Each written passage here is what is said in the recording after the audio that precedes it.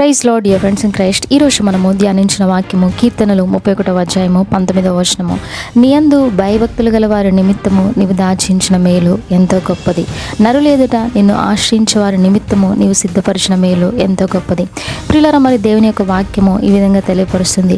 ఎవరైతే మరి దేవుని యందు భయభక్తులు కలిగి అన్ని సమయాలలో మరి ఇంట్లో ఉన్న బయట ఉన్న దేవుని గణపరిచేవారిగా ఉంటే తప్పకుండా దేవుడు వారికి మేలు చేస్తారు. మరి దేవుని యొక్క వాక్యము ఈ విధంగా సెలవిస్తుంది. నన్ను గణపరచేవారిని గణపరుస్తాను, నన్ను తృణీకరించే వారిని తృణీకరిస్తానని మరి దేవుని యొక్క వాక్యము సెలవిస్తుంది.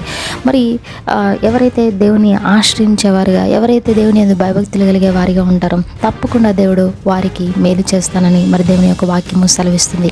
మీ జీవితంలో మీరు దేవుని గణపరిచేవారిగా, దేవుని ఆశ్రయించేవారిగా ఉండండి. తప్పకుండా దేవుడు మీ జీవితంలో మీకు సహాయాన్ని చేస్తారు. ఈ రోజంతా దేవుని యొక్క కృప మీకును మీ కుటుంబానికి తోడై ఉండును గాక.